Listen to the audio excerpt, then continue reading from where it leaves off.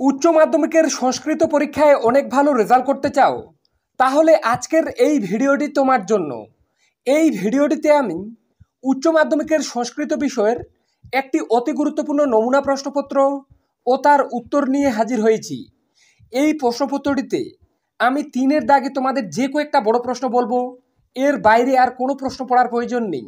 প্রত্যেকটি বড় প্রশ্ন তোমরা আজকের এই প্রশ্নপত্রটি থেকেই কমন পেয়ে যাবে। তো কাজেই বন্ধুরা, তোমরা যারা সামনের সংস্কৃত পরীক্ষায় অনেক ভালো রেজাল্ট করতে চাও, তারা অবশ্যই ভিডিওটি প্রথম থেকে শেষ পর্যন্ত দেখতে থাকো এবং চ্যানেলে নতুন হয়ে থাকলে অবশ্যই চ্যানেলটি সাবস্ক্রাইব করে পাশে থাকা বেল আইকনটি প্রেস করে রাখতে একদম ভুলো না। তো চলো দেখে নেব একের দাগের প্রশ্নগুলিতে কি বলা হয়েছে।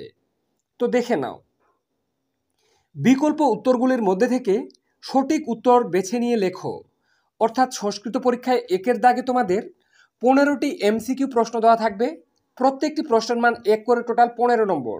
তো প্রথমে দেওয়া আছে গদ্যাংশ থেকে অতি গুরুত্বপূর্ণ এমসিকিউ প্রশ্নগুলি। তো দেখে নাও গদ্যাংশ থেকে প্রশ্নগুলি 1.1-এর দাগে। বৃক্ষ শাখা বিপল্লব হয়। তো এই প্রশ্নের উত্তর হয়ে যাবে কোয়ের দাগের অপশনটি, অর্থাৎ ফাল্গুনে। 1.2 আর্যাবর্তনম পাঠ্যাংশে মহাভারতের কোন বিখ্যাত চরিত্রের তুলনা পাই? তো এর উত্তর হয়ে যাবে ক্ষয়ের দাগের অপশনটি, অর্থাৎ ভীম। 1.3 অলিপর্বার ভ্রাতার নাম কি? তো এর উত্তর হয়ে যাবে ক্ষয়ের দাগের অপশনটি, অর্থাৎ কশ্যপ। 1.4 বস্তাগুলি অলিপর্বা কি দিয়ে ঢাকা দিল? তো এই প্রশ্নটির উত্তর হয়ে যাবে কোয়ের দাগের অপশনটি, অর্থাৎ কাঠ দিয়ে। এরপরে দেখে নেব গুরুত্বপূর্ণ পদ্যাংশগুলি থেকে অতি গুরুত্বপূর্ণ প্রশ্নগুলি। 1.5-এর দাগে শ্রীমত ভগবত গীতা মহাভারতের কোন পর্বে আছে? তো এই প্রশ্নটির উত্তর হয়ে যাবে ক্ষয়ের দাগের অপশনটি, অর্থাৎ ভীষ্ম পর্বে। 1.6 শ্রীকৃষ্ণ গীতায় কাকে উপদেশ দিয়েছেন? তো এই প্রশ্নটির উত্তর হয়ে যাবে গয়ের দাগের অপশনটি, অর্থাৎ অর্জুনকে। 1.9 গঙ্গার পুত্রের নাম কি? তো এই প্রশ্নটির উত্তর হয়ে যাবে কয়ের দাগের অপশনটি, অর্থাৎ ভীষ্ম। 1.8 নিগম শব্দের অর্থ কি? তো এই প্রশ্নের উত্তর হয়ে যাবে গয়ের দাগের অপশনটি, অর্থাৎ বেদাদি শাস্ত্র। এরপরে দেখে নেব নাট্যাংশ থেকে অতি গুরুত্বপূর্ণ প্রশ্নগুলি। 1.9-এর দাগে রাজা ইন্দ্রবর্মা কোথায় রাজত্ব করতেন? তো এই প্রশ্নের উত্তর হয়ে যাবে কয়ের দাগের অপশনটি, অর্থাৎ অবন্তী নগরে। এরপরেই দেখে নেব 1.10-এর দাগে। তো দেখে নাও 1.10 ইন্দু শর্মা কৌমুদীর জন্য কাকে পছন্দ করেছিলেন? তো এই প্রশ্নটির উত্তর হয়ে যাবে উত্তর গয়ের দাগের অপশনটি, অর্থাৎ মকরন্দকে। 1.11 উদাহ শব্দের অর্থ কি? তো এই প্রশ্নটির উত্তর হয়ে যাবে ক্ষয়ের দাগের অপশনটি, অর্থাৎ বিবাহ। 1.12 কোনক লেখা মূল নাটকে কি নামে পরিচিত? তো এই প্রশ্নটির উত্তর হয়ে যাবে ক্ষয়ের দাগের অপশনটি, অর্থাৎ হিপোলিটা। এরপরে দেখে নেব সাহিত্যের ইতিহাস থেকে অতি গুরুত্বপূর্ণ প্রশ্নগুলি। 1.13-এর দাগে অভিজ্ঞান শকুন্তলম এ বিদূষকের নাম কি? তো এই প্রশ্নটির উত্তর হয়ে যাবে ক্ষয়ের দাগের অপশনটি, অর্থাৎ মাধব্য। 1.14 গুপ্ত যুগের নিউটন বলা হয় কাকে? উত্তর আর্যভট্টকে। 1.15 মুদ্রা রাক্ষস। তো এর উত্তর হয়ে যাবে ঘয়ের দাগের অপশনটি, অর্থাৎ বিশাখ দত্ত। তো বন্ধুরা, একের দাগে তোমাদের যে 15টি এমসিকিউ প্রশ্ন বলা হলো, এখানকার প্রত্যেকটা এমসিকিউ প্রশ্ন গুরুত্বপূর্ণ। কিন্তু কেউ ভেবো না যে এই 15টা এমসিকিউ পড়ে গেলে 15টাই কমন পাবে, এমন কিন্তু আমি একবারও বলছি না। আমি কালকে সকাল 10টার মধ্যে সংস্কৃত বিষয় থেকে অতি গুরুত্বপূর্ণ এমসিকিউ প্রশ্নের একটি ভিডিও নিয়ে আসব। তোমরা যারা সেই ভিডিওটি মিস করতে চাও না, তারা অবশ্যই চ্যানেলটি সাবস্ক্রাইব করে রাখো। কালকের মধ্যেই আমি কিন্তু সংস্কৃত বিষয়ের এমসিকিউ প্রশ্নের একটা ভিডিও নিয়ে আসবো। তোমাদেরকে বারবার বলছি, তুমি যদি সারা বছরও কিছু না পড়ে থাকো আর ওই এমসিকিউ প্রশ্নগুলি যদি শেষ মুহূর্তে ভালোভাবে পড়ে যেতে পারো, তাহলেই কিন্তু অনেক ভালো রেজাল্ট করতে পারবে। তাই বারবার বলা হচ্ছে, তোমরা যারা চ্যানেলে নতুন বা এই চ্যানেলে নতুন ভিডিও দেখছো, তারা অবশ্যই চ্যানেলটি সাবস্ক্রাইব করে রাখো। কালকে সংস্কৃত বিষয়ের লাস্ট মিনিটের যে গুরুত্বপূর্ণ এমসিকিউ প্রশ্নগুলি খুবই গুরুত্বপূর্ণ এবছরের জন্য, সেই ভিডিওটি পেয়ে যাবে। তাই বারবার বলছি, চ্যানেলে নতুন হয়ে থাকলে অবশ্যই চ্যানেলটি সাবস্ক্রাইব করে রাখো, যাতে ভিডিওটি সবার আগে তোমার কাছে পৌঁছে যায়। চলো দেখে নেব এরপরে 2-এর দাগে নিম্নলিখিত প্রশ্নগুলির পূর্ণ বাক্যে উত্তর দাও। তো 2-এর দাগে তোমাদের 11টি এসএকিউ প্রশ্নের উত্তর করতে হবে। প্রত্যেকটি প্রশ্নের মান 1 করে, টোটাল 11 নম্বর। প্রথমে দেখে নেব গদ্যাংশ থেকে। যে কোনো 3টি প্রশ্নের উত্তর করতে হবে। পরীক্ষায় তোমাদের 4টা প্রশ্ন দেওয়া থাকবে। 2.1-এর দাগে নলচম্পুর রচয়িতার নাম কি? 2.2 অলিপর আর্যাবর্তের দক্ষিণে কোন পর্বত? 2.3 তন্তু ক্রিয়াপদটি কোন ধাতুর একটি রূপ? 2.4 স্কন্দ রাজাকে। প্রত্যেকটা প্রশ্ন গুরুত্বপূর্ণ, ভালোভাবে পড়ে যাবে। এরপরে দেখে নেব পদ্যাংশ থেকে। যে কোনো 3টি, এখানেও তোমাদের 4টা প্রশ্ন দেওয়া থাকবে পরীক্ষায়, তোমাদের 3টি প্রশ্নের উত্তর করতে হবে। তো দেখে নাও 2.5-এর দাগে মানুষ কর্ম করতে বাধ্য হয় কেন? 2.6 জঠর শব্দের অর্থ কী? 2.7 জাহ্নবী গঙ্গার বর্ণ কী? 2.8 গতির মম সন্ধি বিচ্ছেদ করো। এই প্রশ্নগুলি প্রত্যেকটা গুরুত্বপূর্ণ, ভালোভাবে দেখে যাবে। এরপরে দেখে নেব নাট্যাংশ থেকে অতি গুরুত্বপূর্ণ প্রশ্নগুলি। নাট্যাংশ থেকেও পরীক্ষায় তোমাদের 4টা প্রশ্ন দেওয়া থাকবে। যে কোনো 3টি প্রশ্নের উত্তর তোমাদেরকে কিন্তু করতে হবে। প্রত্যেকটি প্রশ্নের মান কিন্তু 1 করে। তো দেখে নাও 2.9 বৈবস্বত এবং বৈবসান শব্দ দুটির অর্থ কী? 2.10-এর দাগে ইন্দ্রবর্মা কোথাকার রাজা ছিলেন? 2.11 দর্শ শব্দের অর্থ কী? 2.12 ইন্দু শর্মা রাজার কাছে কি চেয়েছিলেন? তো ভালোভাবে দেখে যাবে এই প্রশ্নগুলোও। এরপরে দেখে নেব সাহিত্যের ইতিহাস। যে কোনো দুটি সাহিত্যের ইতিহাস থেকে পরীক্ষায় তোমাদের 3টা প্রশ্ন দেওয়া থাকবে। তার মধ্যে থেকে 2টো প্রশ্নের উত্তর তোমাদের কিন্তু করতে হবে। তো 2.13-এর দাগে চোরক কোন বিষয়ের পণ্ডিত ছিলেন? 2.14 ভাসের সর্বশ্রেষ্ঠ নাটক কোনটি? 2.15 ভাসের কথামূলক কল্পিত নাটক কোনটি? তো বন্ধুরা, এখানে যে 15টি এসিকিউ প্রশ্ন বা অতি সংক্ষিপ্ত প্রশ্ন বলা হলো, এখানকার প্রত্যেকটা প্রশ্ন গুরুত্বপূর্ণ। তুমি চাইলে প্রত্যেকটা প্রশ্ন ভালোভাবে দেখে যাও, চাইলে কিন্তু খাতাও নোট করে নিতে পারো। আর তোমরা যারা সংস্কৃত বিষয়ের লাস্ট মিনিটের এসিকিউ সাজেশনটি চাও, তাদের জন্য আমি বারবার বলছি, কালকে এমসিকিউ এবং এসিকিউ এর ভিডিওগুলি আসবে সংস্কৃত বিষয় থেকে। তাই তোমরা যারা সেই ভিডিওগুলি চাও সবার আগে তোমার কাছে পৌঁছে যাক, আর তুমি সবার প্রথমে ওই ভিডিওগুলি দেখে সামনের উচ্চ মাধ্যমিকের সংস্কৃতে অনেক ভালো রেজাল্ট করতে পারো, তার জন্য অবশ্যই তোমরা এই রিয়াজ টিউটোরিয়াল চ্যানেলটি সাবস্ক্রাইব করে পাশে থাকা বেল আইকনটি প্রেস করে রাখতে একদম ভুলো না। বারবার বলছি, কালকে সংস্কৃত বিষয়ের এমসিকিউ ও এসিকিউ প্রশ্নের ভিডিওগুলি আসবে, তাই বারবার বলা হচ্ছে, তোমরা যারা সেই ভিডিওগুলি মিস করতে চাও না, তারা অবশ্যই চ্যানেলটি সাবস্ক্রাইব করে রাখো। অনেক কষ্ট করে কয়েকদিন ধরে আমি কিন্তু সংস্কৃত বিষয়ের এমসিকিউ এবং এসিকিউ প্রশ্নগুলি নিয়ে তোমাদের জন্য পিডিএফ ফাইল রেডি হয়ে গেছে। ভালো করে যেগুলো দেওয়া হবে কালকে ভালোভাবে দেখে যাবে, তাহলে কিন্তু সেখান থেকে তুমি কিন্তু সংস্কৃতে প্রায় বেশিরভাগ এমসিকিউ এসিকিউ প্রশ্নই কিন্তু কমন পেয়ে যাবে। তাই বারবার কথাটা বলতে বাধ্য হচ্ছি, অবশ্যই নতুন হয়ে থাকলে চ্যানেলটি সাবস্ক্রাইব করে রাখবে। এরপরে দেখে নেব 3-এর দাগে কি বলা হয়েছে। তো বন্ধুরা, এখন 3-এর দাগে আমি তোমাদের যে কয়েকটা বড় প্রশ্ন বলবো। তুমি যদি সারা বছরও সংস্কৃত বিষয় থেকে কিছুই না পড়ে থাকো, আর আজকে এখন এই ভিডিওটি দেখার পরে আজকের এই প্রশ্নপত্রটিতে প্রত্যেকটি বড় প্রশ্নতে তুমি যদি ভালোভাবে দেখে যেতে পারো, এর বাইরে আর কোনো প্রশ্ন পড়ার প্রয়োজন নেই। প্রত্যেকটি বড় প্রশ্ন তোমরা আজকে এই ভিডিওটি থেকেই কমন পেয়ে যাবে বলে আমি মনে করি। তাই ভিডিওটি অবশ্যই শেষ পর্যন্ত দেখো এবং প্রত্যেকটি প্রশ্ন ভালোভাবে রেডি করে যাও। তো চলো দেখে নেব কি বলা হয়েছে। নিম্নলিখিত প্রশ্নগুলির উত্তর দাও। তো সংস্কৃত প্রশ্নপত্রেও তোমাদের 3-এর দাগে 5টা মানে 5 নম্বরের 4টা প্রশ্নের উত্তর করতে হবে। প্রত্যেকটি প্রশ্নের মান 5 করে, 5 গুণ 4 = 20 নম্বর। তো প্রথমে দেখে নেব গদ্যাংশ থেকে। সবথেকে গুরুত্ব দিয়ে তোমরা যে প্রশ্নগুলি ভালোভাবে পড়ে যাবে। গদ্যাংশ যে কোনো একটি গদ্যাংশ থেকে পরীক্ষায় তোমাদের 2টো প্রশ্ন দেওয়া থাকবে, তার মধ্যে থেকে একটি প্রশ্নের উত্তর করতে হবে। তো এর দাগে আছে আর্যাবর্ত ও স্বর্গের তুলনা যেভাবে ত্রিবিক্রম ভট্ট করেছেন তা বর্ণনা করো। এটা তোমাদের আর্যাবর্তনম নামক গদ্যাংশ থেকে সবথেকে বেশি গুরুত্বপূর্ণ। আমি তোমাদের একটাই প্রশ্ন ভালোভাবে দেখে যেতে বলবো শেষ মুহূর্তে। এই একটাই পড়ে গেলে আমার মনে হয় তুমি এই একটাই প্রশ্ন কমন পেয়ে যাবে আর্যাবর্তনম থেকে। তাই কোনো রকমভাবে এই প্রশ্নটি বাদ দেবে না। এরপরে দেখে নেব বিয়ের দাগে বনগতা গুহা। তো এখান থেকে তোমরা যে প্রশ্নগুলি ভালোভাবে পড়ে যাবে, বনগতা গুহা অবলম্বনে কশ্যপ ও অলিপর্বার আর্থিক অবস্থা নিজের ভাষায় লেখো। এই প্রশ্নটা তোমাদের বনগতা গুহা থেকে সব থেকে বেশি গুরুত্বপূর্ণ, তোমাদের ভালোভাবে পড়ে যেতেই হবে। এই প্রশ্নটাও আসার চান্স প্রায় এবছর 90%। বনগতা গুহা নামক গদ্যাংশ থেকে ভালোভাবে পড়ে যাবে। এছাড়া একটা এক্সট্রা প্রশ্ন দেওয়া আছে অথবা দিয়ে দেখে নাও, বনকথা গুহা গদ্যাংশে অলিপ্রভা কর্তৃক দৃষ্ট দস্যুদের কার্যকলাপ বর্ণনা করো। এই প্রশ্নটাও খুবই গুরুত্বপূর্ণ, ভালোভাবে তোমাদেরকে পড়ে যেতে হবে। তো গদ্যাংশ থেকে তোমার যদি এখানে এই 3টা প্রশ্ন পড়ে থাকে, একটাও প্রশ্ন বাদ দেবে না তোমরা। এই 3টা যদি পড়ে রাখতে পারো গদ্যাংশ থেকে, এর বাইরে আর কোনো প্রশ্ন হবে না। এই 3টার মধ্যে তুমি একটা প্রশ্ন 100% কমন পাবে। তাই বারবার বলছি বন্ধুরা, যে কয়েকটা প্রশ্ন বলা হচ্ছে ভিডিওতে প্রত্যেকটা ভালোভাবে রেডি করে যাও, তাহলে পরীক্ষায় তুমি কিন্তু একদম 100% প্রত্যেকটা বড় প্রশ্ন কমন পেয়ে যাবে বলে আমি মনে করি। তাই গদ্যাংশ থেকে যে 3টা বললাম এই 3টা ভালোভাবে রেডি করে যাও শেষ মুহূর্তে।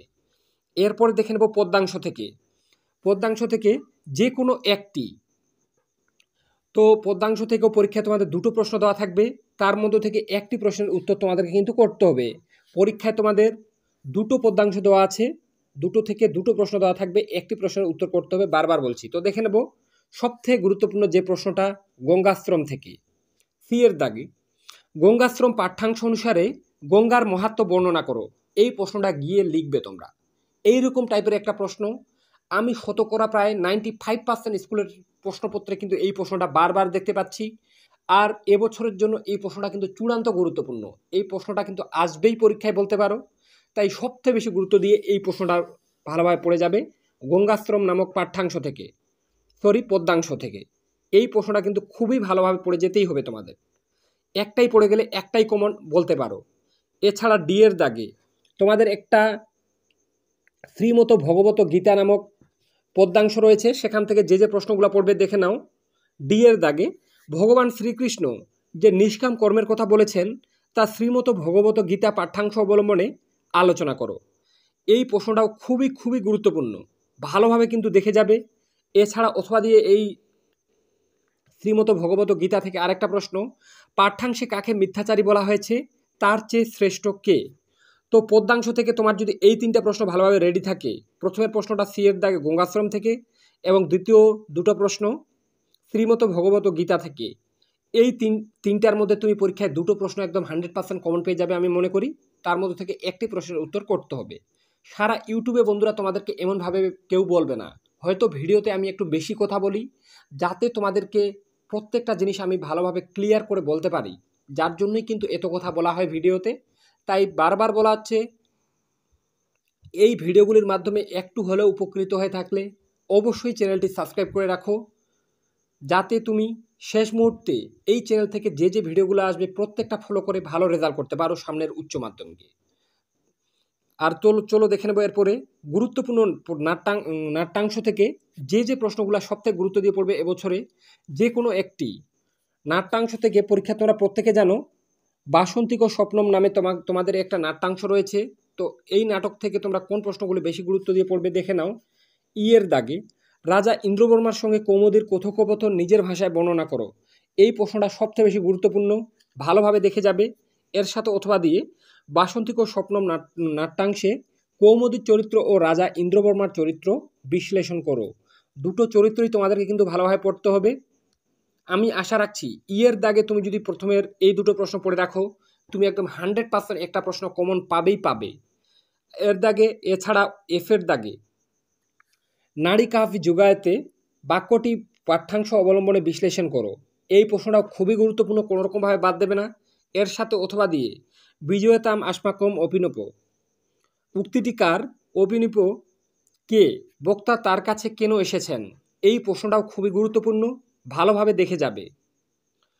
তাই নাট্যাংশ থেকে প্রথমের 2টো প্রশ্ন একটু বেশি গুরুত্বপূর্ণ, তোমাদের বারবার বলছি।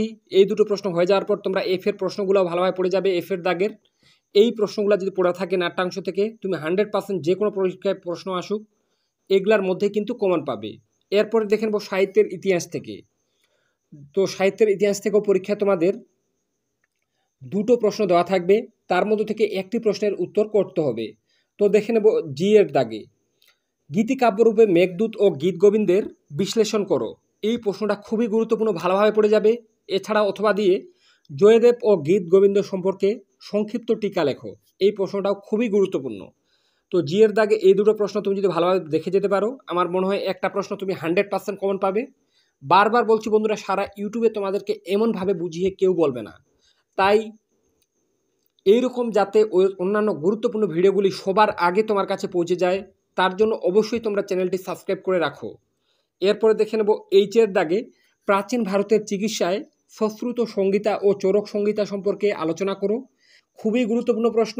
এছাড়া অথবা দিয়ে ভাস সমস্যা কি, ভাস সমস্যা সম্পর্কে আলোচনা করো, এটাও খুবই গুরুত্ব দিয়ে পড়ে যাবে।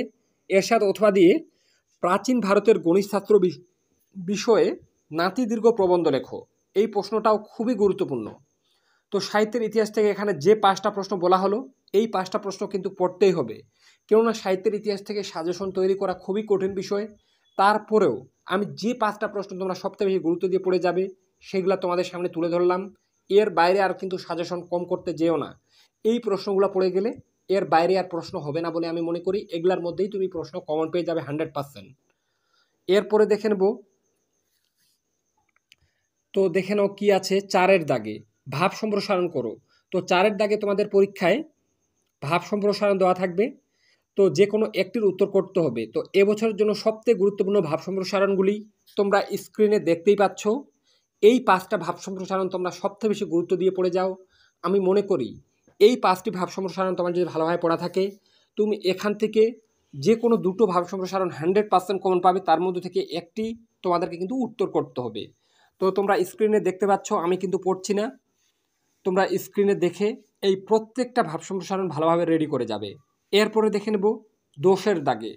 তোমরা প্রত্যেকে জানো 5, 6, 7, 8, 9 সেগুলাতে তোমাদেরকে কিন্তু শর্ট প্রশ্ন আকারে কয়েকটা প্রশ্ন দেওয়া থাকে, তো সেটার আমি সাজেশন দিচ্ছি না।